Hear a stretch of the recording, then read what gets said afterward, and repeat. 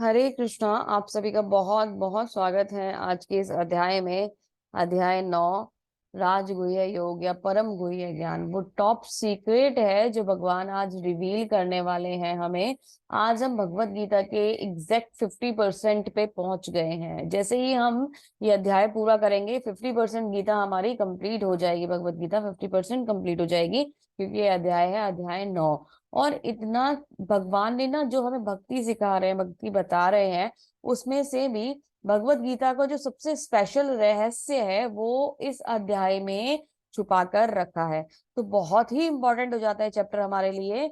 और इसलिए इसे राजगुह्य योग कहा जाता है या परम गुह्य ज्ञान कहा जाता है। गुह्य का मतलब होता है गोपनीय। तो बहुत ही ज्यादा गोपनीय एक बात है जो भगवान इस अध्याय में हमें बताने वाले हैं। ठीक है, जानने की कोशिश करते हैं, समझने की कोशिश करते हैं कि हम क्या, भगवान ने क्या राज हमारे लिए इसमें छुपा के रखे हुए हैं। भगवान श्री कृष्ण से और श्रील प्रभुपाद जी से प्रार्थना करते हैं कि हमें वो समझ दें, हमें वो बुद्धि दें कि हम इस बात को, भगवान की इन शब्दों को समझ पाए और अपने जीवन में उतार पाए। तो इसी के साथ आज का अध्याय प्रारंभ करते हैं। हरे कृष्णा। श्री भगवान वाचा, जैसा कि ये जो अध्याय है भगवान के मुख से शुरू होता है तो इम्पोर्टेंट हो जाता है अपने आप ही। मैं आपको कई बार बता चुकी हूँ, जो अध्याय भगवान बिना पूछे अर्जुन के शुरू कर दे रहे हैं तो सोचिए वो बहुत ही ज्यादा इम्पोर्टेंट है, बहुत ही ज्यादा गोपनीय है ना। इम्पोर्टेंट है और बहुत ही ज्यादा, मतलब गोपनीय तो नहीं, सॉरी, बहुत ही ज्यादा महत्व हमारे लिए रखता है। तो भगवान की वो वाणी जो भगवान खुद बिना पूछे बता रहे हैं। तो चलिए समझते हैं। श्री भगवान वाचम इदम ते गुह्यतम प्रवक्ष्याम अनुसूयवे ज्ञानम विज्ञानम सहितम यज्ञ ज्ञाता मोक्षसे शुभात्। श्री भगवान ने कहा, हे अर्जुन, क्योंकि तुम मुझसे कभी ईर्ष्या नहीं करते इसलिए मैं तुम्हें ये परम गुह्य ज्ञान बतलाऊंगा तथा परम गुह्य ज्ञान तथा अनुभूति बतलाऊंगा जिसे सुनकर तुम सारे संसार के क्लेशों से मुक्त हो जाओगे।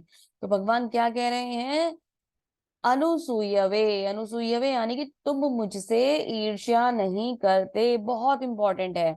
भगवान का ये जो ज्ञान है ये केवल उनको ही समझ में आ सकता है जो भगवान से ईर्ष्या ना करते हो, जो भगवान के लिए मन में प्रेम रखते हो, जो भगवान के लिए मन में एक ऐसी भावना रखते हो कि भगवान ही सर्वोपरि है। और वो कौन रख सकता है? वो केवल भगवान के भक्त रख सकते हैं। तो भगवान के बारे में जानने के लिए भगवान से प्रेम करना, भगवान की भक्ति करना बहुत आवश्यक है। ठीक है। तो अर्जुन क्योंकि भगवान से प्रेम करता है, अर्जुन भगवान का शुद्ध भक्त है, इसलिए भगवान इस टॉप सीक्रेट को रिवील कर रहे हैं किसके सामने? अर्जुन के सामने। और इसे पता चलने पर अर्जुन फ्री हो जाएंगे, सारे क्लेशों से, सारी परेशानियों से मुक्त हो जाएंगे। इस प्रथम श्लोक का विशिष्ट महत्व है। प्रभुपाद जी ने देखिए अपनी इंफॉर्मेशन हमें पहले ही दे दी है क्योंकि महत्वपूर्ण है। इस प्रथम श्लोक का विशिष्ट महत्व है इदम ज्ञानम, मीन्स यह ज्ञान शब्द शुद्ध भक्ति का द्योतक है। ये बता रहा है कि शुद्ध भक्ति के लिए बहुत ज्यादा इंपॉर्टेंट है। जो 9 प्रकार की होती है शुद्ध भक्ति, जो होती है वो 9 प्रकार के माध्यमों से करी जा सकती है। कौन कौन से माध्यम होते हैं? श्रवणम, कीर्तनम, स्मरणम, पाद सेवनम, अर्चनम, वंदनम, दास्यम, साख्यम और आत्म निवेदनम। ठीक है। श्रवणम मतलब सुनना, कीर्तन करना है ना, स्मरण भगवान का याद करना, पाद सेवनम लक्ष्मी जी माता की तरह भगवान के चरणों की सेवा करना, अर्चनम मतलब भगवान की पूजा करना, वंदनम मतलब भगवान का जप करना, दास्यम खुद को भगवान के लिए दास भाव में स्वीकार करना, साख्यम मित्र भाव में स्वीकार करना, और आत्म समेत सर्पणम आत्मसमर्पणम खुद को संपूर्ण रूप से भगवान के आगे, गुरु के आगे समर्पित कर देना। तो ये नवदा भक्ति के 9 अंग हैं जो बहुत ही ज्यादा महत्वपूर्ण है। और इन में से कोई भी एक विधि अगर हम अपना लेते हैं, 1 2 3 4 या सारी, अगर हम ये स्टेप्स फॉलो करते हैं तो हम भक्ति में बहुत सुंदर तरीके से लग सकते हैं, हमें भक्ति का लाभ मिल सकता है। भक्ति के 9 तत्वों का अभ्यास करने से मनुष्य आध्यात्मिक चेतना तथा कृष्ण भावना अमृत तक उठ पाता है। बहुत इंपॉर्टेंट है क्योंकि कोई तो रास्ता, कोई तो माध्यम हमें चाहिए ना कि हम भक्ति में अग्रसर हो पाए। तो ये वो रास्ता है जिससे हम भक्ति में आगे जा सकते हैं। इस श्लोक का अनुसूयव शब्द अत्यंत महत्वपूर्ण है। बहुश्रुति विद्वान भी भगवत गीता के विषय में अशुद्ध व्याख्या करते हैं, क्योंकि वे कृष्ण के प्रति ईर्ष्या करते हैं। तो कोई भी उठ जाता है और वो कृष्ण के लिए व्याख्या करने बैठ जाता है, चाहे वो उनका भक्त हो या ना हो, लेकिन वो व्याख्या उतनी अच्छी नहीं होती, क्योंकि वो भक्त तो है ही नहीं, वो भगवान को फील ही नहीं कर पाएंगे तो वो बताएंगे क्या। क्योंकि वे कृष्ण के प्रति ईर्ष्या रखते हैं, अतः उनकी टीकाएं व्यर्थ होती हैं। केवल भक्तों, कृष्ण भक्तों द्वारा ही टीकाएं प्रमाणिक हैं। कोई भी ऐसा व्यक्ति जो कृष्ण के प्रति ईर्ष्यालु है, न तो भगवत गीता की व्याख्या कर सकता है, न पूर्ण ज्ञान प्रदान कर सकता है। अतः ऐसी टीकाओं से सावधान रहना चाहिए। जो व्यक्ति समझते हैं कि कृष्ण भगवान है और शुद्ध तथा दिव्य पुरुष है, उनके लिए अध्याय लाभप्रद होगा। तो यह अध्याय केवल उन्हें ही समझ में आएगा जो भगवान से प्रेम करेंगे। इस बात को ध्यान रखिएगा, जो भगवान से प्रेम नहीं करेंगे उन्हें ये अध्याय समझ में नहीं आएगा, और भगवत गीता ही समझ में नहीं आएगी, एक भी श्लोक समझ में नहीं आएगा।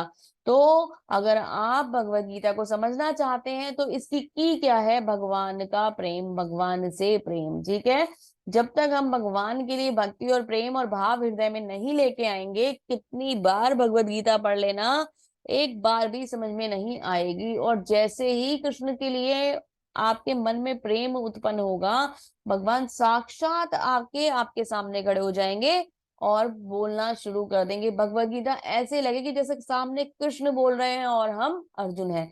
तो वो भगवत गीता की फीलिंग आनी शुरू हो जाएगी। तो मोस्ट इंपॉर्टेंट है, इसलिए हमें प्रभुपाद जी यहाँ बता रहे हैं। चलिए आगे चलते हैं। राजविद्या राजगुह्यं पवित्रम् इदमुत्तमम् प्रत्यक्ष आवागमम् धर्म्यम् सुसुखम् कर्तुमव्ययम्। यह ज्ञान सभी विद्याओं का राजा है, जो समस्त रहस्यों में सर्वाधिक गोपनीय है, परम शुद्ध है, चूंकि यह आत्मा का प्रत्यक्ष अनुभूति कराने वाला है। अतः धर्म का सिद्धांत है, यह अविनाशी और अत्यंत सुखपूर्वक संपन्न किया जाता है। तो पहले क्या है? राज विद्या, ये विद्याओं का राजा है। राजगुह्यम, ये सबसे गोपनीय राज है ना। वहां वो विद्याओं का राजा है, जो राज आया है वो राजा के लिए आया है। यहाँ किसके आया है? ये गोपनीयता वाले के लिए आया, कि राज है, टॉप सीक्रेट है, ये गोपनीय है। पवित्रम, इससे पवित्र कुछ नहीं है, इससे उत्तम कुछ नहीं है। प्रत्यक्ष आवागमम, ये प्रत्यक्ष अनुभूति दिलाने वाला है। धर्मम, धर्म का सिद्धांत है। सुसुखम कर तुम अभयम, सुख पूर्वक संपन्न किया जाता है। तो ये एक ऐसा ज्ञान है जो बहुत ही आनंद को देने वाला है। जब हम इसे प्राप्त कर लेते हैं तो हमारा चित्त आनंद से भर जाता है। ये एक ऐसा ज्ञान है, भगवान ने बिल्कुल टॉप सेंटर में भगवत गीता के इसको रखा हुआ है।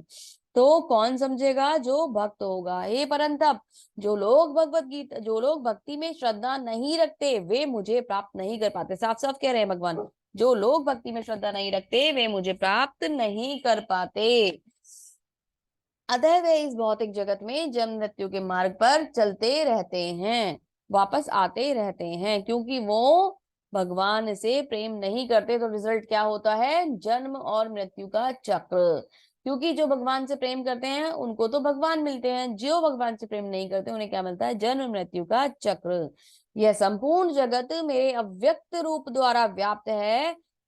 समस्त जीव मुझ में है, किंतु मैं उनमें नहीं हूँ। जो भगवान है उनकी इन शक्तियों द्वारा ये संपूर्ण जगत चलता है। भगवान की दो प्रकार की शक्ति होती है, मैंने आपको बताया था, पराशक्ति और अपराशक्ति। उसी वजह से ये जो ब्रह्मांड है इसका अस्तित्व होता है।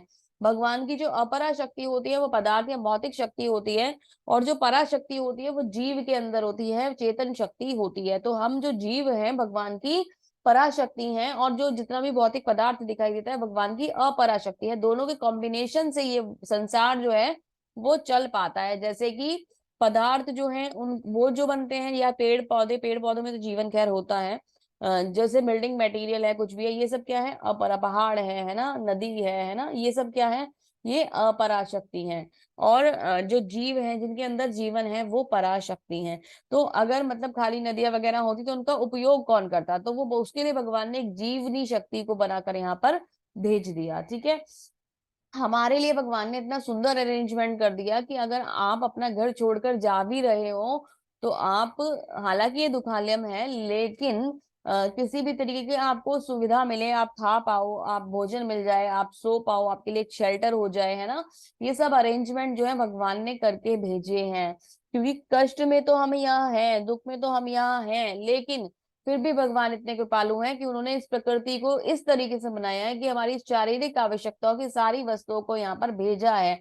आध्यात्मिक आवश्यकताओं के लिए भगवान ने अपना ज्ञान दे दिया भगवत गीता के रूप में। आगे भगवान क्या बताते हैं, तथापि मेरे द्वारा उत्पन्न ये सारी वस्तुएं मुझ में स्थित नहीं रहती। जरा मेरे योग ऐश्वर्य को देखो, यद्यपि समस्त जीवों का पालक भरता हूँ, सर्वत्र व्याप्त हूँ, लेकिन इस विराट अभिव्यक्ति का अंश नहीं हूँ, सृष्टि का कारण स्वरूप हूँ। अंश कौन है? अंश तो हम हैं। भगवान ने ये सारी सृष्टि बनाई है, लेकिन भगवान इस सृष्टि के अंश नहीं है। वो इस सृष्टि में निहित नहीं है, समाहित नहीं है, एग्जिस्ट नहीं करते इस सृष्टि में उस तरीके से कि उनके ऊपर उसका इफेक्ट आए। वो कौन करता है? हम हैं। अंश कौन है? हम अंश हैं भगवान के। भगवान तो कारण है। भगवान ने सबका जीवन बनाया है, भगवान ने ये प्रकृति बनाई है, भगवान ने ये सुंदर संसार बनाया है। भगवान कारण है। सर्व कारम कारण कारणम, है ना। ईश्वरम परम परमम कृष्णम सर्व कारण कारणम, वो सब कारणों के कारण है ना। हम कौन है? हम अंश हैं। हमारे अंदर भगवान की वो शक्ति है जिस वजह से हम भगवान के अंश हैं, ठीक है। जिस प्रकार सर्वत्र प्रवाहमान प्रबल वायु सदैव आकाश में स्थित रहती है, उसी प्रकार समस्त उत्पन्न प्राणियों को मुझ में स्थित जानो। हम सब भगवान के अंदर स्थित हैं, हम सब भगवान के अंदर एग्जिस्ट करते हैं, और जब ये प्रलय होता है तो सब कुछ भगवान के अंदर ही समाहित हो जाता है। भगवान से शुरू होता है और भगवान में ही जाकर इसका अंत हो जाता है। तो बहुत ही सुंदर तरीके से भगवान ये बता रहे हैं, भगवान हर चीज के कारण स्वरूप है, हर चीज के स्रोत हैं, हर चीज के पालन करता है, और सब कुछ के संहार करता भी भगवान है। तो बहुत सुंदर तरीके से भगवान ये गोपनीय ज्ञान अर्जुन को दे रहे हैं। आगे और ज्यादा अच्छी बातें भगवान बताएंगे। संपूर्ण विराट जगत मेरे अधीन है। बहुत ही समझने वाली बात है, ये जो जगत है सारा का सारा ये भगवान के अधीन है। भगवान की इच्छा से ही बारंबार स्वतः प्रकट होता है, और भगवान की इच्छा से ही इसका अंत होता है। हम चाहें कि प्रलय आ जाए तो नहीं आएगी, पर अगर भगवान सोचेंगे ना तो सोचने मात्र से प्रलय आ जाएगी, और ये संसार एक सेकंड में नष्ट हो जाएगा। तो भगवान, पता क्या होता है उसमें, आपने पढ़ा भी होगा, आपन सोची होत नहीं प्रभु सोची तत्काल। हम जो सोचते हैं वो सोचते ही रह जाते हैं, और हमारा सोचा हुआ कभी भी पूरा नहीं होता है, या होता है तो बहुत मुश्किलें आती हैं, विघ्न आते हैं, बाधाएं आती हैं। और जो प्रभु सोचते हैं, प्रभु का सोचने मात्र से वो कार्य तुरंत संपूर्ण हो जाता है, क्योंकि हमारी इंद्रियां अपूर्ण है और भगवान की इंद्रियां पूर्ण है। वो पूर्ण पुरुषोत्तम भगवान है, तो उनके सोचने मात्र से सृष्टि की रचना हो जाती है, और हम सोचते रह जाते हैं और कुछ नहीं होता है ना। सोचते सोचते ही हमारी लाइफ यूं ही पास हो जाती है। सुबह उठेंगे, अर्ली मॉर्निंग उठेंगे, हम अपना रूटीन बनाएंगे, हम योगा करेंगे, हम भगवत गीता पढ़ेंगे, और हम बहुत टाइमली ऑफिस जाएंगे, हम बहुत टाइमली कॉलेज जाएंगे। सोचते सोचते सोचते हमारी लाइफ निकल जाती है। पूरी लाइफ में हम एक छोटा सा रूटीन फॉलो नहीं कर पाते, खुद को पंक्चुअल नहीं कर पाते, कितना ज्यादा मुश्किल है। लेकिन जो भगवान चाहते हैं वो सब कुछ तत्काल होता है, तत्काल होता है। तो भगवान ही वो शक्ति है जो सबके लिए कारण है, ठीक है। आगे जानते हैं। मय्याध्यक्षेण प्रकृति सूयते स चराचरम हेतुनानेन कौन्तेय जगद्दि परिपतते। हे कुंती पुत्र, यह भौतिक प्रकृति मेरी शक्तियों में से एक है, और मेरी अध्यक्षता में कार्य करती है, जिससे सारे चर तथा अचर प्राणी उत्पन्न होते हैं। इसका शासन में यह जगत बारंबार सृजित होता है और बारंबार विनिष्ट होता है। तो भगवान क्या कह रहे हैं, ये भौतिक प्रकृति जो है भगवान की मल्टीपल शक्तियों में से एक है। तो कौन कौन सी शक्तियां भगवान की? अपराशक्ति और पराशक्ति, भौतिक शक्ति और आध्यात्मिक शक्ति, जड़ शक्ति और चेतन शक्ति, है ना। तो ये तीनों एक ही शक्ति के नाम है। मतलब एक जो भौतिक शक्ति है उसको ही जड़ भी कहा जाता है, भौतिक भी कहा जाता है, और अपरा भी कहा जाता है। एक शक्ति तो वो है। एक शक्ति है भगवान की पराशक्ति, जिसे श्रेष्ठ शक्ति कहा जाता है, सुप्रीम पावर कहा जाता है, ठीक है। तो भगवान की मल्टीपल शक्तियों में से बहिरंगा अंतरंगा भी बोला जाता है। तो उन शक्तियों में से ये कौन सी शक्ति है? भौतिक शक्ति है। भौतिक शक्ति से भगवान की ये जगत जो है ये बना हुआ है। और ये जब भगवान की इच्छा होती है सृजित होता है, जब भगवान की इच्छा होती है ये खत्म हो जाता है, नष्ट हो जाता है। इस पे हमारा कोई भी जोर नहीं है। हम लोग क्या सोचते हैं, हम लोग अपना प्रभुत्व जमाना चाहते हैं ना, ये मेरा घर है, मैंने कितना सुंदर घर बनाया है, देखिए करोड़ों रुपए लगा दिए हैं ना, और मैं ये करने वाला हूँ, मेरी इतनी अच्छी जॉब है, मैंने इतना अच्छा बिजनेस करा हुआ है, ये सब कुछ मेरा कमाया हुआ है, मेरी कार मैंने परचेज करी है, लग्जूरियस कार में लेके आया हूँ, इतना बिल्कुल टॉप मॉडल है, ये तो किसी के पास है ही नहीं। तो हम लोग मैं मेरा में ही लगे रह जाते हैं, जबकि हम ये नहीं जानते कि ये सब कुछ हमें किन की कृपा से मिला है, ये सब कुछ हमें भगवान की कृपा से मिला है। अगर भगवान ना चाहते तो हम कभी भी कुछ भी नहीं अचीव कर पाते। इवन बुद्धि, शरीर भी हमें भगवान ने दिया है, बुद्धि भी हमें भगवान ने दी है, विचार भी हमें भगवान ने दिए हैं। तो अगर हम भगवान की कृपा से हमें ये शरीर ही नहीं मिलता तो बुद्धि का तो मतलब बात ही नहीं थी, ज्ञान की तो बात ही नहीं थी, और हमारे अंदर वो टैलेंट ही नहीं आता कि हम ये सब कुछ अचीव कर पाए। तो हमें अहंकार नहीं होना चाहिए कि ये सब कुछ हमारा है, ये सब कुछ मेरा है, ये सब कुछ मैंने करा है। स्वामित्व की जो भावना हमारे अंदर आती है वो बहुत ही ज्यादा गलत है, बहुत ही ज्यादा गलत है। वो स्वामित्व की भावना हमारे अंदर नहीं आनी चाहिए, क्योंकि स्वामी कौन है सृष्टि का, सृष्टि के स्वामी भगवान है, और ये पूरी की पूरी प्रकृति भगवान के नियंत्रण में कार्य करती है। तो भगवान बहुत सुंदर तरीके से इस बात को बता रहे हैं कि पूरी सृष्टि भगवान के नियंत्रण में कार्य करती है। ठीक है, अभी आगे चलते हैं।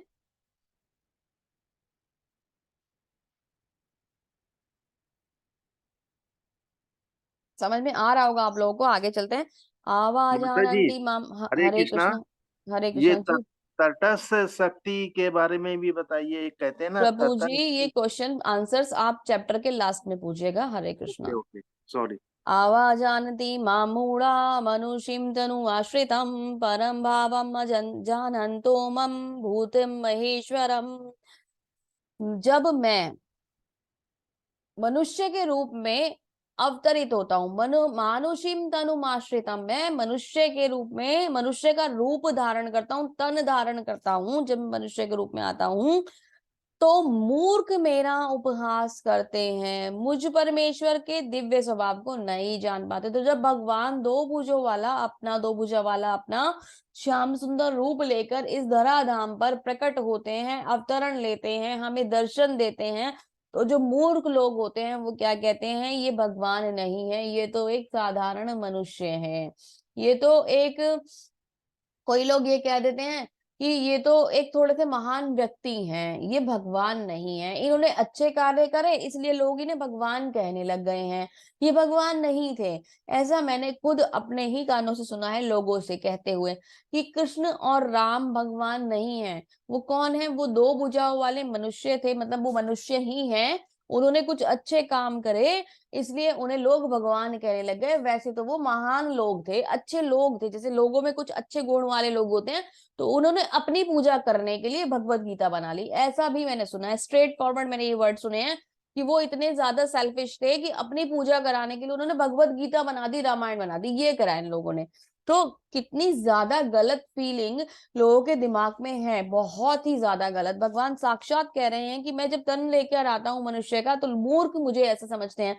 वो ये मानते हैं कि भगवान स्वयं केवल मनुष्य हैं। वो ये भूल जाते हैं भगवान जब इस धाम पर आते हैं तो वो दो प्रकार की लीलाएं करते हैं, लौकिक लीला तथा अलौकिक लीला। तो लौकिक लौकिक लीला क्या होती है, इस समाज में इस धराधाम पर रहते हुए वो मनुष्य की भांति कार्य करते हैं। जैसे कि भगवान माखन चुराते थे, है ना, भगवान माता यशोदा को परेशान करते थे, अपने दोस्तों के संग, अपने जो गोपाल हैं, जो भी गोपी थे उनके साथ वो जाते थे, तो उनके संग खेलते थे, है ना, तो वो वही आनंद प्राप्त करते थे और आनंद देते थे जैसा कि सामान्य मनुष्य को मिलना चाहिए, है ना, जबकि वो वाले उस आनंद से बहुत ऊपर का आनंद था, है ना। लेकिन क्रियाएं उस तरीके की थी, जैसे कि हम भी चोरी कर सकते हैं ना, लेकिन हम चोरी करेंगे तो पकड़े जाएंगे, वो भगवान है ना, भगवान को प्रेम मिलता था। और साथ में दिव्य लीलाएं भी करते थे। दिव्य लीलाएं कौन सी होती थी, जैसे कि पूतना का वध कर देना, बकासुर का वध कर देना, है ना, वृक्षों को मुक्त कर देना, ये सब क्या था, ये भगवान की दिव्य लीलाएं थी। कंस का वध तो बहुत बड़ी बात हो गई थी, है ना। तो अब आप ये देखिए कि जब भगवान, इतने छोटे से भगवान कोई स्तनपान करते हुए किसी राक्षस को मार सकता है क्या? ये कौन कर सकता है? ये सिर्फ भगवान कर सकते हैं, क्योंकि वो भगवान की अलौकिक लीला है, यानी कि भगवान की दिव्य लीला है।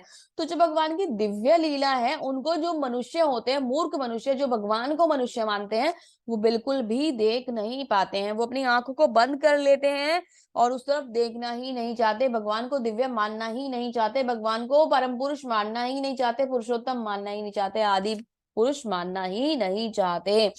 जबकि भगवान बार बार कहते हैं सर्व कारण कारणम, मैं सभी कुछ चीजों का कारण हूं, कोई मानना ही नहीं चाहता इस बात को। तो जो मूर्ख लोग होते हैं, उनकी आंखों पे पट्टी बंधी रहती है, और भगवान ऐसे लोगों के लिए खुद को आच्छादित भी कर लेते हैं। जो नहीं मानना चाहते ना, भगवान फिर उनके लिए छुप भी जाते हैं।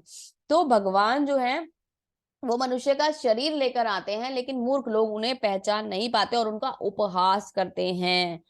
बिल्कुल सही बात है भगवान हमें यहाँ बता रहे हैं। मोग आशा मोग कर्मणो मोग ज्ञान विचेतसा राक्षसीम सुरामाशरीम चैव प्रकृति मोहिनी श्रता। जो लोग इस प्रकार मोहग्रस्त होते हैं, वे आसुरी तथा नास्तिक विचारों की प्रति आकृष्ट रहते हैं। इस मोहग्रस्त अवस्था में उनकी मुक्ति की आशा उनके सकाम कर्म तथा ज्ञान के अनुशीलन से निष्फल हो जाती है। जो लोग मोहग्रस्त रहते हैं, आसुरी तथा नास्तिक विचारों के प्रति आकृष्ट रहते हैं, उनकी मोहग्रस्त अवस्था में मुक्ति की आशा, मोह आशा मतलब वो जो उनकी मुक्ति की झूठी आशा है। मोह कर्मणों मतलब जो वो सकाम कर्म करते हैं, निष्फल सकाम कर्म, मोह के बंधन में बंधे हुए सकाम कर्म करते हैं, फल की इच्छा से बंधे हुए सकाम कर्म करते हैं। मोह ज्ञाना जो झूठा ज्ञान मतलब जो निष्फल ज्ञान की प्राप्ति करते हैं, अनुशीलन करते हैं, अनुशीलन कभी निष्फल, सभी कुछ निष्फल हो जाता है। मतलब वो लोग क्या करते हैं, वो लोग भगवान को जो नहीं मानते, अगर वो मुक्ति की कभी आशा रखते होंगे तो वो निष्फल है। उनके जो सकाम कर्म है, उनका उनका जो वो जो सकाम कर्म है वो निष्फल है। उनका जो ज्ञान है वो निष्फल है, क्योंकि वो कुछ भी करें वो केवल और केवल कर्म बंधन में बंधे रहेंगे, क्योंकि उन्होंने भगवान को तो माना ही नहीं है। उनके लिए तो भगवान एग्जिस्ट ही नहीं करते वो, क्योंकि क्या है, वो आसुर है, वो नास्तिक है ना। वो चार कैटेगरी बताई थी ना, नरा आधम है, मूढ़ा है, नरा आधम है, असुर है और नास्तिक। असुर है, मूढ़ा है, नरा आधम है, माया अपरत ज्ञाना है और नास्तिक है। चार कैटेगरी में लोग भगवान को नहीं मानते। जो ऐसे लोग होते हैं उनको चार कैटेगरी में डिवाइड करा जाता है। तो ये लोग भगवान को मानते ही नहीं है, भगवान का एग्जिस्टेंस ही नहीं मानते। तो इनको क्या मिलता है? इनको केवल जन्म मृत्यु का चक्र मिलता है, इसके सिवा इन्हें कुछ भी नहीं मिलता, क्योंकि ये इतने गहरे अंधकार में चले जाते हैं कि जन्म मृत्यु के चक्र में निम्नतम योनियां प्राप्त करते चले जाते हैं, और वो उस योनियों से कभी भी निकल नहीं पाते। कभी कोई भगवान की ही कृपा मिली, कभी कोई ही भगवान ने ही कोई उनके ऊपर तरस आ गया, तो भगवान का ज्ञान उन्हें मिल पाएगा। अन्यथा ये बहुत ही बड़ी एक तरीके से निम्न, मतलब एक तरीके से निम्न स्तर की बात हो जाती है उनके लिए। मतलब वो ये समझ लीजिए कि वो एक तरीके से खुद को अंधकार में डालने की पूरी तैयारी कर चुके होते हैं। तो बहुत ही ज्यादा मतलब गलत है, इस बात को समझने की कोशिश कीजिए। भगवान को ना मानना हमारे जीवन को अभी हमें समझ में नहीं आ रहा, क्योंकि हमारे को जो फल मिल रहा है, जो सकाम कर्म होता है, जो कोई भी कर्म होता है उसका फल हमें मिलता है। तो जो झेल अभी हमें जो मिल रहा है प्रारब्ध है, ये पुराने जन्म में जो हमने कर्म करे थे वो हम फेस कर रहे हैं, ठीक है। आगे आने वाले जो कर्म है वो बीज रूप में संचित हैं, वो कभी ना कभी तो अंकुरित होंगे ना। तो जो हम आज कर रहे हैं वो बीज बन रहा है, वो जिस समय अंकुरित होगा हमारे लिए झेलना भी मुश्किल हो जाएगा, और पता नहीं कितनी ही मुश्किलों का सामना हमें करना होगा। तो बहुत ध्यान से हमें कर्म करने होंगे और भगवान के शरणागत होना होगा। अब ये बात तो थी उनकी जो भगवान को नहीं मानते। अब वो जो भगवान को मानते हैं, सुनिए उनके बारे में भगवान क्या कहते हैं। महात्मनास्तु मां पार्था देवीं प्रकृतिम आश्रिता भजन्ते भजन भजयन्त अनन्यो मनसो ज्ञात्वा भूतादि दिव्यम। हे पार्थ, मोह मुक्त महात्मा जन दैवी प्रकृति के संरक्षण में रहते हैं। वे पूर्णतया भक्ति में निमग्न रहते हैं, क्योंकि वे मुझ आदि तथा अविनाशी भगवान के रूप में जानते हैं। तो यहाँ बोला जा रहा है महात्मा जन। महात्मा जन कौन? जो भगवान की भक्ति में लगे हुए हैं, जो भगवान की सेवा में रत हैं, जो निरंतर भगवान का स्मरण करते हैं, उनको महात्मा जन कहा जाता है। ये कोई राजनीतिक उपाधि नहीं है, महात्मा जन बोला जाता है जो भगवान की सेवा में, भगवान की भक्ति में, भगवान के भक्त हैं, भगवान की सेवा में लगे रहने वाले लोग हैं। उन्हें क्या मिलता है? उन्हें मिलता है दैवीय संरक्षण, भगवान की कृपा। उन्हें मिलता है दैवीय प्रकृति का संरक्षण, यानी कि भगवान की कृपा। उनके संग कभी भी कुछ भी गलत नहीं होता। वे पूर्णतः भक्ति में निमग्न रहते हैं और वो भगवान को अविनाशी रूप में जानते हैं, क्योंकि उन्हें ये ज्ञान प्राप्त होता है कि भगवान ही सर्वोपरि हैं। तो भगवान उनको हर तरीके से दैवीय संरक्षण प्रदान करते हैं। महात्मा की बहुत बड़ी व्याख्या है, बहुत बड़ी व्याख्या है। अभी आगे धीरे धीरे इस चैप्टर में थोड़ी सी आएगी, लेकिन महात्मा जन जो है, महात्मा जो है अपने आप में बहुत बड़ा वर्ड है। हम किसी को भी ऐसी कह देते ना, हाँ ये बहुत महात्मा बनते हैं अपने आप को। महात्मा वो नहीं होते, महात्मा होते हैं जो भगवान की सेवा में लगे होते हैं। किसी को भी कह देते हैं कोई राजनीति, तो कहाँ बहुत महात्मा आदमी, जबकि वो महात्मा नहीं होते। राजनीति में तो कुछ ना कुछ उथल पुथल चीजें चलती ही रहती हैं। कभी यहाँ अपनी मर्जी के हिसाब से, अपने हिसाब से सारे काम कराए जाते हैं, तो वो महात्मा नहीं कहलाते। महात्मा कौन होते हैं? महात्मा होते हैं जो भगवान के लिए हृदय में भाव रखते हैं। सततं कीर्तयन्तो मां यतश्च दृढव्रता नमस्यश्चन्त मां भक्त्या नित्ययुक्ता उपासते। हे, ये महात्मा मेरी महिमा का नित्य कीर्तन करते हैं, दृढ़ संकल्प के साथ प्रयास करते हुए, मुझे नमस्कार करते हुए भक्ति भाव से निरंतर मेरी पूजा करते हैं। तो भगवान ने क्या करा? भगवान ने वो टॉप सीक्रेट और अच्छी तरीके से रिवील कर दिया कि ये जो महात्मा होते हैं इनके 4 गुण होते हैं। कौन कौन से गुण होते हैं महात्मा के? महात्मा के 4 गुण होते हैं। नित्य कीर्तन करना, वो भगवान के नाम का कीर्तन हमेशा करते रहते हैं। दृढ़ संकल्प रखना, उनके मन में ये संकल्प होता है कि मुझे भक्ति करनी है और मुझे पथ से हिलना नहीं है, इस पे मुझे चलना है, ये दृढ़ संकल्प होता है। भगवान को नमस्कार करते हैं और भगवान की निरंतर पूजा करते हैं। ये 4 गुण महात्मा के होते हैं। बहुत ऊपर के लेवल की मैं आपको ये बात बता रही हूँ। समझने में आप यही समझ लेंगे, और नहीं समझेंगे तो भक्ति शास्त्र तक भी समझ में नहीं आ पाएगा। इसलिए से यही समझ लीजिए, महात्मा के 4 गुण होते हैं और बहुत ही ज्यादा इंपॉर्टेंट है ये गुण किसी भी महात्मा के अंदर। अब महात्मा कौन होते हैं? महात्मा जैसे श्रीला प्रभुपाद, सारे की सारे गुण आप मैच करके देख लीजिए। श्रीला प्रभुपाद जी के साथ जाके बिल्कुल सटीक बैठते हैं। उन्होंने आंदोलन बना दिया हरे कृष्णा को, हरे कृष्णा मिशन को। मतलब ये समझ लीजिए कि घर घर तक, जन जन तक जो है भगवान का नाम पहुंचा दिया। तो इससे अच्छा और क्या होगा, है ना। एक वर्ड यहाँ आया था, दृढ़ संकल्प होते हैं। तो कभी मेरे से किसी ने क्वेश्चन पूछा था कल कि हम लोग जब कंटिन्यू नहीं कर पाते, या फिर कभी कर पाते हैं तो कभी नहीं कर पाते, तो हमें क्या करना है? हमने ये बताया था कि कभी एक माला होती, कभी नहीं होती है। तो आपको क्या करना है? दृढ़ संकल्प। मैंने कल भी ये बात बताई थी कि अपने मन से निश्चय करना है कि मुझे ये एक माला जब अवश्य ही करना है। तो जब ये दृढ़ संकल्प हमारे मन में आ जाएगा तो भगवान हमें भक्ति में जोड़ लेंगे, और वो मार्ग जो है हमारा अपने आप ही प्रशस्त होना शुरू हो जाएगा। रास्ते और सारे सिचुएशन, फेवरेबल सिचुएशन भगवान हमें अपने आप देना शुरू कर देंगे। सब कुछ हमारे लिए ऐसे होता चला जाएगा कि जैसे जादू हो रहा है ना, कोई जादू से सारा काम होता चला गया। तो वो काम हमारे लिए, वो ही 24 घंटे का टाइम हमारे लिए 48 घंटों में जैसे बदल जाता है ना, ऐसे बदल जाएगा। हम अपने सारे काम भी मैनेज कर लेंगे, हम सब कुछ मैनेज करके भगवान की भक्ति में भी पूरा समय दे देंगे। और ये मेरा पर्सनल एक्सपीरियंस है, मैं आपको इसलिए बता रही हूँ। तो आप लोग भी दृढ़ संकल्प के साथ काम को कीजिए। उत्साह जो है वो भक्त का बहुत सुंदर गुण है, वो उसके अंदर होना चाहिए कि मुझे भगवान की भक्ति करनी है। और साथ में क्या होना चाहिए? उसके अंदर दृढ़ संकल्प होना चाहिए कि ये कार्य करना है तो करना है। आज एक माला जप करना है तो करना है। सोने से पहले चाहे कुछ भी हो जाए, मेरी नींद 5 मिनट ही तो लेट होगी, मैं जप करके ही सोऊंगा। तो ये बात हमें ध्यान रखनी है। आगे भगवान क्या कहते हैं? आगे हमें भगवान बताते हैं, पितामहस्य जगतो माता, पितामहस्य जगतो माता धाता पितामह, वेद पवित्र ओंकार ऋक्साम यजुरेव च। इस ब्रह्मांड का पिता माता आश्रय तथा पिता मैं हूँ। मैं इस ब्रह्मांड का पिता माता आश्रय तथा पितामह हूँ। मैं ज्ञेय हूँ, जानने योग्य एवं शुद्धि करता हूँ, ओमकार हूँ, ऋग्वेद हूँ, सामवेद हूँ और यजुर्वेद भी हूँ। भगवान की कितनी सुंदर पिक्चर आप देख रहे हैं ना, विराट रूप के दर्शन है। और भगवान बता रहे हैं कि सब कुछ जो सृष्टि में, इस ब्रह्मांड में है, मैं ही सृष्टि की माता हूँ, मैं ही सृष्टि का पिता हूँ, मैं ही सबको आश्रय देने वाला हूँ, और मैं ही पितामह हूँ। क्योंकि मुझसे पुराना तो कोई है ही नहीं, तो सबसे पुराना होने के नाते मैं ही पितामह भी कहलाऊंगा, मैं ही पितामह हूँ। जानने होगा अगर कुछ भी इस पृथ्वी पर है तो वो सिर्फ मैं हूँ, मेरे सिवा कुछ भी जानने योग्य इस पृथ्वी पर नहीं है। भौतिक ज्ञान हम अर्जित करते हैं वो इस जीवन में हमारे लिए रहता है और इसी जीवन के साथ समाप्त हो जाता है। लेकिन अगर हम भगवान के ज्ञान को जान लेते हैं तो जन्म जन्मांतर तक हमारा साथ देता है, ये हमारे साथ जाता है और ये एक स्पिरिचुअल अकाउंट डेवलप कराता है जो हमारे लिए हमेशा पॉजिटिव होता रहता है। ये एक ऐसा अकाउंट है जो कभी भी नेगेटिव में नहीं जाता।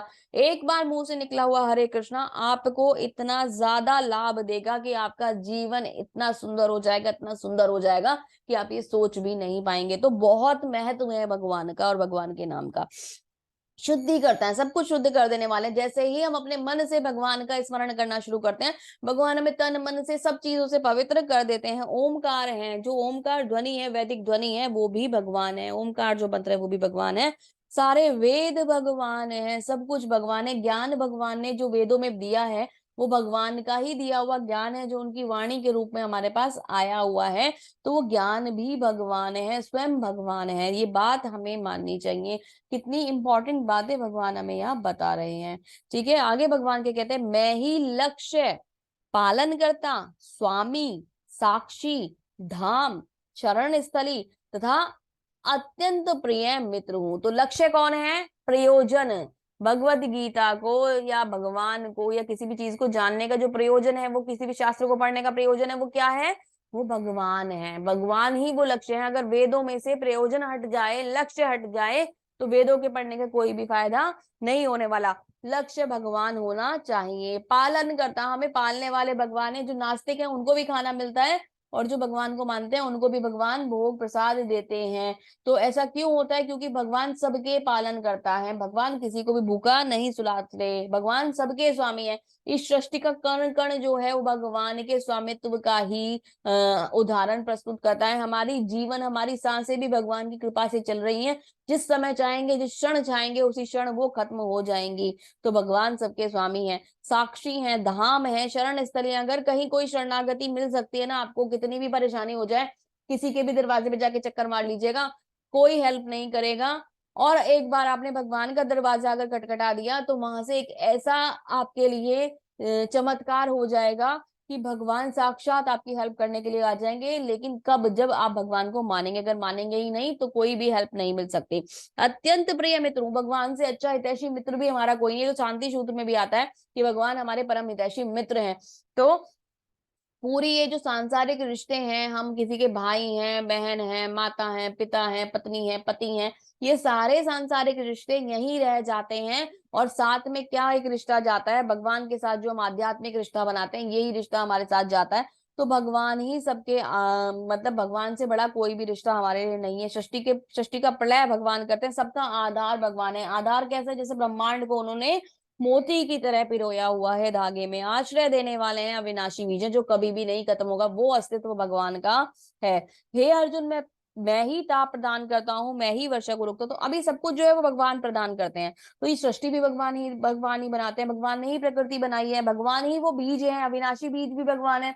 भगवान ही वो कारण है जो इस सृष्टि को मतलब ये जो प्रकृति है, इसमें सब जो ये आपका वनस्पति है, इसको उत्पन्न कराने वाले हैं।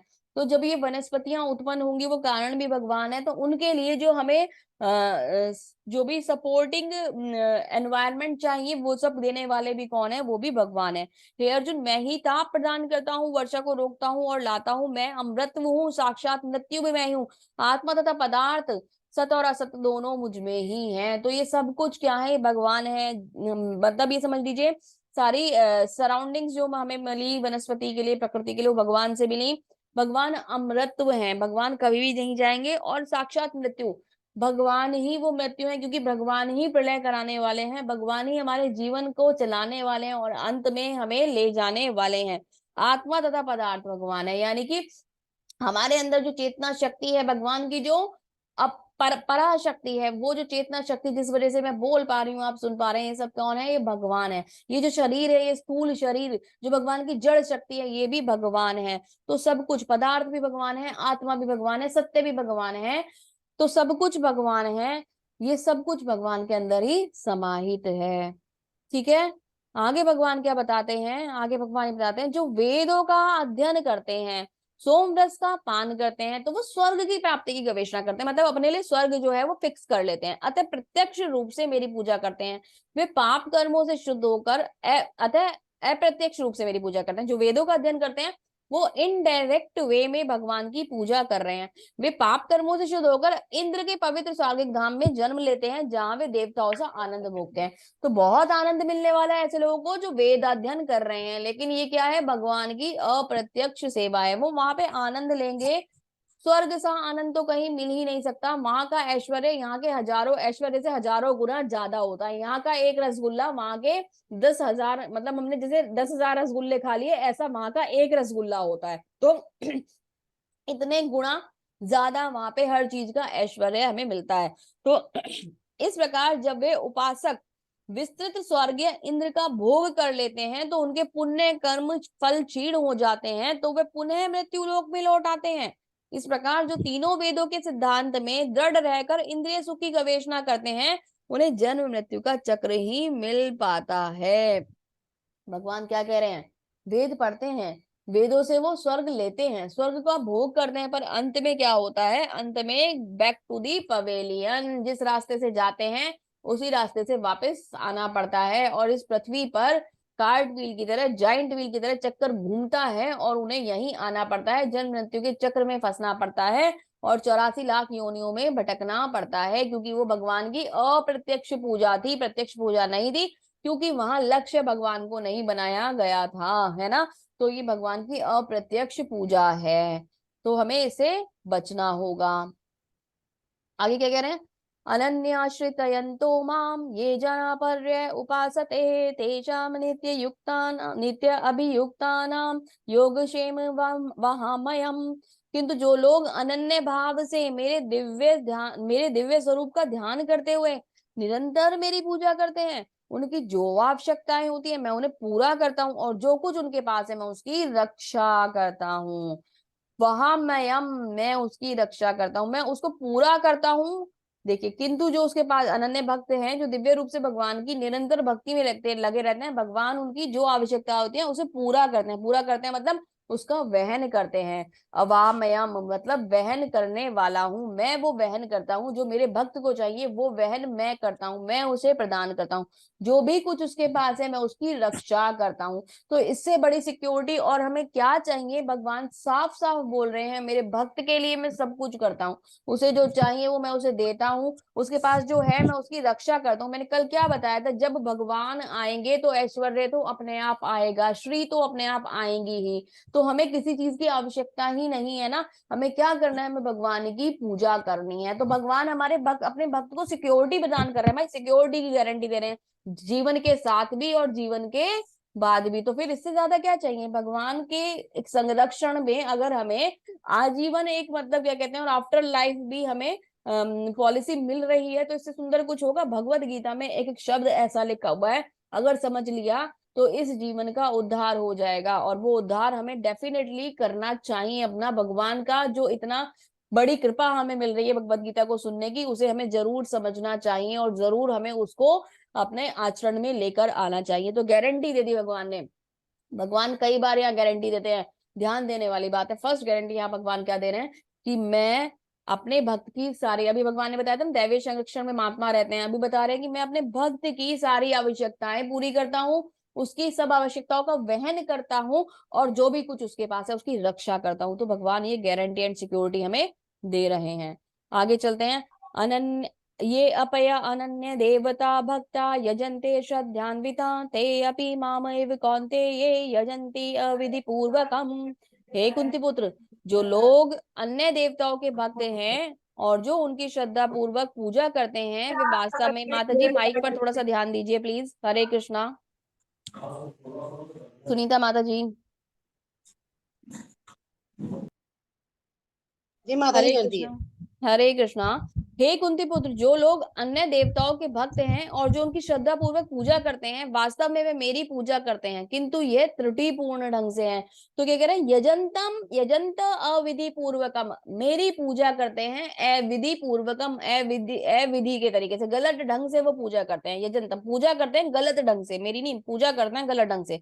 जो अन्य देवताओं की, देवी देवताओं की पूजा करते हैं वो एक्चुअल में भगवान की पूजा करते हैं, पर अविधि पूर्वकम यानी कि गलत तरीके से भगवान की पूजा करते हैं। अब आप कहेंगे कि जी देवी देवताओं की पूजा करने में, भगवान की पूजा करने में गलत तरीका कहाँ से हो गया, क्यों नहीं कर सकते हम देवी देवताओं की पूजा? देवी देवता भी तो महान है। हाँ है, अवश्य है। देवी देवता भगवान के बहुत बड़े भक्त हैं, बहुत महान है, बहुत शुद्ध हैं, उनका कोई भी कंपैरिजन नहीं है। लेकिन गलत कौन है? गलत तो हम हैं, क्योंकि हमने कल क्या बताया था, हम वहां जाते हैं अपनी एक लिस्ट लेकर, भगवान जी तक तो पहुंचते ही नहीं, हम क्या कहाँ जाते हैं? शिव जी, माता रानी, हनुमान जी, मेरा ये काम कर दीजिए, मुझे ये दे दीजिए, मुझे ये चाहिए, मुझे ये लेना ही है, आप दोगे ही, मेरी मैं आपसे लड़ लूंगा, आप मुझे प्लीज दोगे, आप मुझे बहुत प्यार करते हो। जा जाके इतना उन्हें हम ना बटरिंग करते हैं देवी देवताओं को, जैसे वो वहां पे बैठे हुए हैं। बैठे तो वो इसीलिए हैं कि वो हमारी इच्छाओं को पूरा कर देंगे, लेकिन हम क्या करते हैं, ऐसा करने से हम सकाम कर्म में बंध जाते हैं। केवल हम मतलब पूजा जो कर रहे हैं वो किस लिए कर रहे हैं?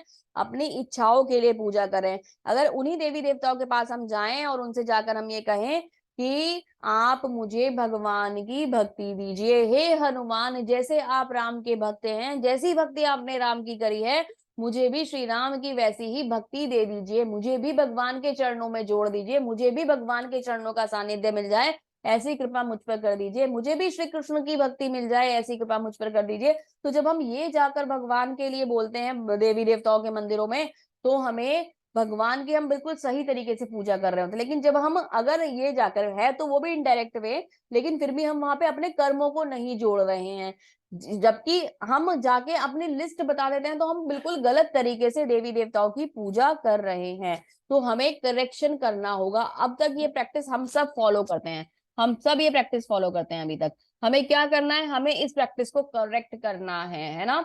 हमें इस प्रैक्टिस को करेक्ट करना है, और हमें क्या कहना है? हमें ये कहना है कि हमें भगवान की भक्ति दे दीजिए, मेरा मन भगवान की सेवा में, भगवान के चरणों में लगा दीजिए, अगर देवी देवताओं की पूजा करनी है। देखिए, देवी देवताओं की पूजा करने के इफेक्ट भगवान क्या बता रहे हैं हम, या और लोगों की पूजा करने के। यान्ति देवा व्रता यान्ति देवी व्रता देवान, पितृयान्ति पितृव्रता, भूतानि यान्ति भूतेजा, यान्ति मादाजिनो अपि माम। जो देवताओं की पूजा करते हैं वो कहाँ जाते हैं? वो देवताओं के बीच जन्म लेते हैं। जो पितरों की पूजा करते हैं वो पितरों के पास जाते हैं। जो भूत प्रेतों की उपासना करते हैं वो भूत प्रेतों के पास जन्म लेते हैं। और जो मेरी पूजा करते हैं वो मेरे साथ निवास करते हैं। तो बता दिया ना रिजल्ट क्या होने वाला है।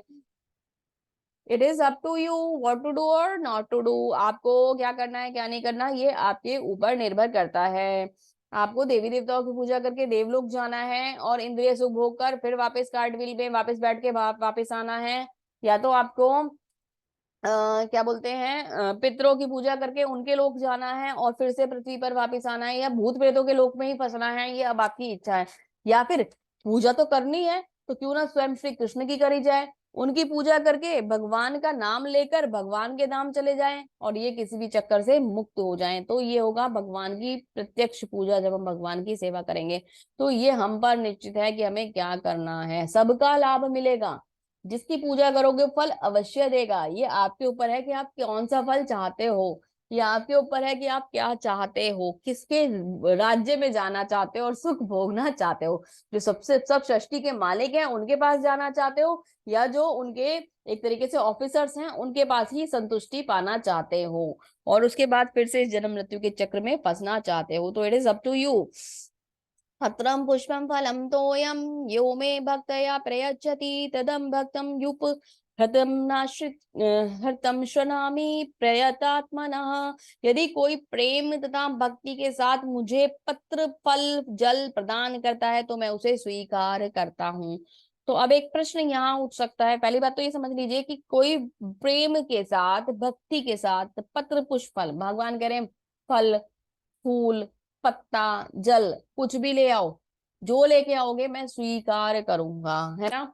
तो भगवान क्या कह रहे हैं, मेरे को फल भी स्वीकार है, आपके पास कुछ नहीं है, मुझे जल भी स्वीकार है, आपके पास कुछ नहीं है, मुझे फूल भी स्वीकार है यदि आपके पास कुछ नहीं है, और मुझे तुलसी पत्र भी स्वीकार है यदि आपके पास कुछ नहीं है। तो मैं सब स्वीकार करूंगा, ये भी स्वीकार कर लूंगा, तुम्हारा भाव भी स्वीकार कर लूंगा। अगर ये भी नहीं है ना तो केवल हाथ जोड़ के मेरे सामने खड़े हो जाओगे तो मैं उसे भी स्वीकार कर लूंगा। लेकिन क्या प्रश्न ये उठता है कि क्या भगवान केवल यही स्वीकार करेंगे, या हमें भगवान को केवल यही देना चाहिए? ऐसा नहीं है। हम अगर समर्थ हैं तो भगवान को हम वो सब कुछ दे सकते हैं जो भगवान के उपयोग के लिए हो सकता है ना। जो भगवान को हम लोग अर्पित कर सकते हैं वो सारी वस्तुएं भगवान स्वीकार कर सकते हैं। यदि हमारे पास कुछ भी ना हो तो भगवान ये भी स्वीकार कर लेंगे। इसका मतलब ये इसका मतलब ये नहीं है कि अगर आप संपन्न हैं, आपके पास सारी भगवान ने व्यवस्था बना के रखी है, तो आप यार क्या करें कि देखो आज ना मैंने अनियन गार्लिक डाला था खाने में, तो आज एक काम करती हूँ तुलसी पत्ता ही चढ़ा देती हूँ भगवान को जाके, है ना।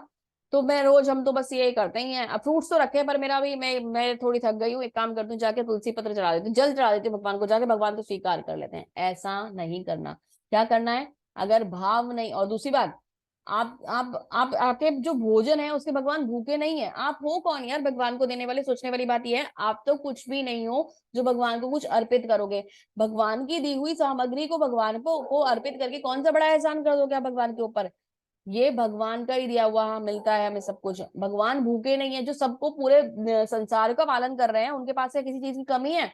वो तो हमें कृपा देने के लिए हमसे कह रहे हैं कि आप मुझे जो दोगे मैं स्वीकार कर लूंगा, ताकि मेरी कृपा उसके अंदर निहित हो जाए और वो प्रसाद बन के आपके जीवन को सुंदर बना दे। तो भगवान अपनी कृपा को देने के लिए, ब्लेसिंग्स को देने के लिए भोग हमारे लिए स्वीकार करते हैं। पर कैसे करते हैं, केवल भक्त के हाथ से, भक्ति के भाव से। अगर वो भक्त ना हुआ और मन में भक्ति ना हुई, भगवान आपके षड ऐश्वर्य जो षड ऐश्वर्य नहीं, भगवान आपके संपूर्ण 56 भोग जो हैं वो भी स्वीकार नहीं करेंगे। और अगर आपने भाव से एक फूल भी अर्पित कर दिया तो वो भी स्वीकार है ना। तो आपको देखना होगा कि आप क्या कर रहे हैं। क्या आप, पहली बात तो, भक्त हैं या नहीं है, क्या आपके पास वो भाव है या नहीं है, क्या आप संपन्न हैं या नहीं है, क्या आप अगर किसी भी परिस्थिति में ऐसी हैं कि जिसमें भगवान के लिए कुछ भी नहीं है, तो क्या आप भगवान के लिए कुछ अरेंजमेंट कर पाते हैं। नहीं है। जल और फूल और पत्ती ये तो हर जगह मिल जाते हैं। फल तो फिर भी चलो पैसों के आएंगे, पर जल और फूल और पत्ती ये तो कहीं पे भी मिल जाते हैं। अगर हम कहीं पर भी हों तो हम भगवान को ये तो हमेशा समर्पित कर ही सकते हैं। तो बहुत सुंदर तरीके से वर्णन इस बात का हुआ है। ये हमारे ऊपर डिपेंड करता है कि हमें भगवान को क्या अर्पण करना है, कैसे। और भगवान ने अगर हमें संपन्न बनाया है तो भगवान के लिए हम 56 भोग भी लगा दें तो वो भी कम है। ठीक है, आगे चलते हैं। यत् करोषि यद नाश्यसि यज्जुहोषि ददाति यत् यत् तपस्यसि कौन्तेय तत्कुरुष्व मदर्पणम। हे कुंती पुत्र, तुम जो कुछ करते हो, जो कुछ खाते हो, जो कुछ अर्पित करते हो, दान देते हो, जो भी कुछ तपस्या करते हो, मुझे अर्पित करते हुए करो। ऐसा करने से क्या होगा, ऐसा करने से ये होगा कि हम किसी भी प्रकार के कर्म बंधन में नहीं बंधेंगे। समो अहम सर्वभूतेषु न मे द्वेष्यसि अस्ति न प्रिया ये भजन्ति तू मां भक्त्या मय्या तू तेषु चाप्यहम्। मैं न तो किसी से द्वेष करता हूँ, न किसी के साथ पक्षपात करता हूँ, सबों के लिए संभाव हूँ। किंतु जो भक्ति पूर्वक मेरी सेवा करते हैं वे मेरे मित्र हैं, मुझ में स्थित रहता है और मैं उसमें स्थित रहता हूँ, मैं उसका मित्र हूँ। नेक्स्ट गारंटी आ गई, दूसरी गारंटी दे दी भगवान ने। क्या कह रहे हैं कि सब जो मेरे भक्त हैं वो मुझ में स्थित रहते हैं, मैं उनसे प्रेम करता हूँ और वो मुझ में स्थित रहता है ना। करते भगवान सबके लिए हैं, किसी से द्वेष नहीं रखते, किसी से ईर्ष्या नहीं करते, पर भक्तों का विशेष ख्याल रखते हैं, उनको अपने हृदय में बिठा कर रखते हैं। वो सबके हृदय में विराजमान है, पर उनके हृदय में कौन विराजमान है, वो सिर्फ भगवान के भक्त हैं, वो सिर्फ भगवान के भक्त हैं। इतना सुंदर ये अध्याय है, इतना सुंदर ये अध्याय है कि जितना सुनेंगे ना, जितना सुनेंगे उतनी ज्यादा भगवान की महिमा आपके हृदय में ऐसे उतरती चली जाएगी कि भगवान से इतना प्रेम हो जाएगा, दिल इतना भर जाएगा भगवान के प्रेम के लिए कि बस अभी जाके भगवान के चरणों में नतमस्तक हो जाएं। बस यही एक इच्छा आएगी। तो भगवान फिर से गारंटी दे रहे हैं, और हमें क्या चाहिए भाई। भगवान कह रहे हैं कि मैं, वो मेरे हृदय में रहते हैं। और अभी देखिए, भगवान के हृदय में स्थान पाने के लिए हमें क्या करना है, सिर्फ भगवान से प्रेम करना है और कुछ नहीं चाहिए। भगवान को सिर्फ वो भाव चाहिए हमारा, है ना। तो भगवान से सुंदर प्रेम हमें करना है। अभी चेतसु दुराचारो भजते मामय अनन्य भाग साधुरेव से मंतव्य समन्वय समयज्ञ व्यवस्थितो ही स। यदि कोई जगन्य से जगन्य कर्म करता है किंतु यदि वह भक्ति में रत रहता है तो उसे साधु समझना चाहिए, क्योंकि वह अपने संकल्प में अडिग रहता है। यदि कोई भगवान की भक्ति में लगा हुआ है, जगन्य से जगन्य कर्म करने के बाद भी आकर भगवान की भक्ति में लग गया, तो भगवान उसे स्वीकार कर लेते हैं। यदि कोई भक्ति में चल रहा था और किसी कारण उसका पतन हो गया, परंतु उसे पश्चाताप हुआ, वो फिर से भगवान की भक्ति में आ गया, तो भगवान उसे स्वीकार कर लेते हैं। लेकिन यदि कोई जानबूझकर पाप कर रहा है और भक्ति का सहारा लेता है, तो वो उसके लिए ये बात अलाउड नहीं है। ये केवल उनके लिए है जिनसे गलती से मतलब भूल हो गई, वो नहीं चाहते थे, वो नहीं जानते थे, उनसे अनजाने में वो पाप हो गए। जानबूझकर अगर उन्होंने करे भी तो भी आज उनका मन जो है वो चेंज हो गया। ऐसा नहीं कि हमने इसका बेनिफिट ले लिया कि गलती करो पाप करो भक्ति करो, पाप करो भक्ति करो, पाप करो भक्ति करो, ये नहीं करना है। गलती से अगर पतन हो गया तो भगवान स्वीकार करेंगे, जैसे जगाई मदाई का उद्धार कर दिया था, है ना, नित्यानंद प्रभु ने, है ना, ऐसे ही भगवान स्वीकार कर लेंगे। लेकिन अगर हम इसे टेंडेंसी बना लेंगे और जानबूझकर इसका बेनिफिट लेना चाहेंगे तो भगवान स्वीकार नहीं करेंगे। तो जो साधु रेव वर्ड है वो बहुत इंपॉर्टेंट है। वो साधु बन जाता है अगर जगन्य से जगन्य कर्म करके भी आ रहा होगा, लेकिन भगवान के शरणागत हो जाएगा, भगवान की भक्ति में आ जाएगा, तो भगवान उसे स्वीकार कर लेते हैं। माता देवहूति भी बताती है ना कि कोई अगर कुत्ता खाने वाले चंडाल क्या बोलते हैं परिवार में भी जन्म लेता है और भगवान की भक्ति में लग जाता है, तो तुरंत यज्ञ करने का अधिकारी हो जाता है, तुरंत वैदिक यज्ञ करने का अधिकारी हो जाता है। माता देवहूति भी इस बात को बताती है। तो ये हमें समझना होगा कि भगवान की कृपा किन्हें मिल सकती है, जो भगवान की भक्ति में लगे रहते हैं। क्षिप्रम भक्ति धर्मात्मा स्वच्छन्ति निगच्छन्ति कौन्ते प्रीति जाना ही नामे भक्ते प्रणश्यन्ति। वह तुरंत धर्मात्मा बन जाता है और स्थायी शांति को प्राप्त करता है। किंतु हे कुंती पुत्र, निडर होकर घोषणा कर दो कि मेरे भक्त का कभी विनाश नहीं होता। थर्ड गारंटी, इसी चैप्टर में आपको थर्ड गारंटी मिल गई है। निडर होकर घोषणा कर दो कि मेरे भक्त का कभी विनाश नहीं होता, क्योंकि वो तुरंत धर्मात्मा बन जाता है, स्थायी शांति को प्राप्त होता है। वो जो ये सब चीजों को फॉलो करता है वो धर्मात्मा हो जाता है, वो महात्मा हो जाता है, उसे शांति मिल जाती है। और निडर होकर कुंती पुत्र घोषणा कर दो कि मेरे भक्त का कभी विनाश नहीं होता, कभी मेरे भक्त का विनाश नहीं होता। कुंती पुत्र से क्यों कह रहे हैं घोषणा करने के लिए? खुद भी तो भगवान घोषणा कर सकते हैं। कुंती पुत्र से इसलिए कह रहे हैं क्योंकि भगवान अपनी प्रतिज्ञा को तोड़ सकते हैं, पर वो अपने भक्त की प्रतिज्ञा को आंच भी नहीं आने देते। मैंने ये बात कल ही बताई थी। उन्होंने प्रतिज्ञा ली थी कि मैं कोई भी शस्त्र महाभारत के युद्ध में नहीं उठाऊंगा, पर उन्होंने भीष्म पितामह की प्रतिज्ञा की। उनकी प्रतिज्ञा ये थी कि मेरा नाम भी भीष्म नहीं, अगर मैं श्री कृष्ण भगवान से शस्त्र ना उठवा दूं तो जब उन्होंने देखा कि मेरे भक्त ने ये प्रतिज्ञा ले ली कि उसे मुझसे शस्त्र उठवाने हैं, तो उन्होंने जाकर रथ का पहिया उठा लिया। अर्जुन उनके चरण पकड़ते रह गया और भगवान ने रथ का पहिया उठा लिया और भगवान ने बोला कि मेरे लिए मेरी प्रतिज्ञा से ज्यादा मेरे भक्त की प्रतिज्ञा है। अपनी प्रतिज्ञा तोड़ दी और अपने भक्त की प्रतिज्ञा का मान रखा। इसीलिए भगवान ये कह रहे हैं कि मैं अपनी प्रतिज्ञा तो तोड़ सकता हूं, पर मैं तुम्हारी प्रतिज्ञा पर आंच नहीं आने दूंगा। तुम निडर होकर घोषणा कर दो कि मेरे भक्त का कभी भी विनाश नहीं होगा। कितनी सुंदर बात है। थर्ड गारंटी आपको मिल रही है, और क्या चाहिए। इसीलिए परम गुह्य ज्ञान है, टॉप सीक्रेट है, बहुत ही ज्यादा सुंदर है, बहुत ही ज्यादा सुंदर है, बहुत ही ज्यादा सीक्रेट है, बहुत ही ज्यादा गोपनीय है। केवल उन्हें समझ में आएगा जो भाव से इस बात को समझने की कोशिश करेंगे। माम ही पार्थ व्यापृश्य ये अपि यस्सु पापयो न स्त्रियो वैश्यस्तदा शूद्र अस्ते अपि जानन्ति परांगतिम जानती पराम गतिम। हे पार्थ, जो लोग मेरी चरण ग्रहण करते हैं वे भले ही निजन्मा स्त्री हो, वैश्य हो, व्यापारी हो, शूद्र हो, श्रमिक क्यों ना हो, वे परम धाम को प्राप्त करते हैं। तो जो भगवान की शरण जानते हैं वो निजन्मा स्त्री भी हो सकती है, वैश्य भी हो सकते हैं, शूद्र भी हो सकते हैं, श्रमिक भी हो सकते हैं, सब भगवान के धाम को जाते हैं। वही क्वेश्चन आ जाएगा, ऑब्जेक्शन आ जाएगा, थोड़ी देर बाद मेरे पास एक क्वेश्चन आएगा, माता जी ये स्त्रियों के लिए क्यों कहा गया है ना, स्त्री निजन्मा कैसे हो सकती हैं? तो स्त्री निजन्मा नहीं है, ये बात बताई गई थी जब ये भगवत गीता या जब ये सब चीजें, उस समय पे भक्ति जो थी केवल पुरुषों के लिए हुआ करती थी, है ना। भक्ति जो स्त्रियां भक्ति में बहुत कम आती थी, इसलिए स्त्रियों को, और वहां पे कुछ कारणों से स्त्रियों को निजन्मा माना जाता था। आज के समय में स्त्रियों की समाज में वो वाली स्थिति नहीं है, वो सब पुरुषों से बराबर हैं, पुरुषों से बेहतर हैं। तो कृपया करके क्वेश्चन रेज मत कीजिएगा, ये पहले का लिखा हुआ है। निजन्मा स्त्री नहीं है। स्त्री का जो जन्म है बहुत सुंदर है, जो प्रकृति को चलाने, मतलब ये प्रकृति की इतनी सुंदर संरचना, प्रकृति को मतलब ये समझ लीजिए एक तरीके से जन्म देने वाली है, जो इस चक्र को चलाने वाली है, वो निजन्मा नहीं हो सकती। तो ये वर्ड यहाँ पर उसके लिए नहीं आया है। तो सब कुछ फिर भी भक्ति में अगर पहले के समय में स्त्रियां बहुत कम होती थी, तो अगर वो भक्ति में आती हैं तो भगवान उन्हें स्वीकार कर लेते हैं। वैश्य अगर भक्ति में जाता है, क्योंकि उसके दिमाग में सिर्फ पैसा घूमता रहता है, भगवान उसे स्वीकार कर लेते हैं। शुद्ध श्रमिक जो है उसे यही नहीं पता किसकी सेवा करनी किसकी नहीं करनी, तो भी भगवान उसे स्वीकार कर लेते हैं और भगवान के धाम पहुंच जाते हैं। तो ये लोग अगर भगवान की सेवा करते हैं तो भगवान के धाम पहुंच जाते हैं। और अब इस अध्याय का सबसे ज्यादा इंपॉर्टेंट श्लोक, भगवत गीता में 3 सेक्शन है, 3 सेक्शंस का जो सार है वो भक्ति योग में है।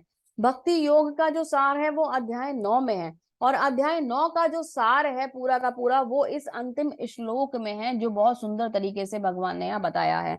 मन्मना मद भक्तो मादाजी माम नमस्करु माम वैश्यसी युक्त वे आत्मनम मत पारायणा। अपने मन को मेरे नित्य चिंतन में लगाओ, मेरे भक्त बनो, मुझे नमस्कार करो, मेरी पूजा करो। इस प्रकार पूर्णतः तल्लीन होने पर तुम निश्चित ही मुझे प्राप्त करोगे। तो ये भगवत गीता के इस अध्याय का सार है। भगवत गीता के गोपनीय से भी गोपनीय टॉप सीक्रेट 50% में आने वाले 9 चैप्टर के टॉप सीक्रेट में से भी सबसे टॉप सीक्रेट जो मंत्र है, जो भगवान हमें एक टॉप सीक्रेट बताने वाले थे, वो ये भी है कि आप ये सब कुछ कैसे प्राप्त कर सकते हो। ये सब कुछ तब प्राप्त हो सकता है जब हम नित्य भगवान का चिंतन करेंगे। तरीका भी भगवान ने बता दिया कि तुम ये करोगे कैसे।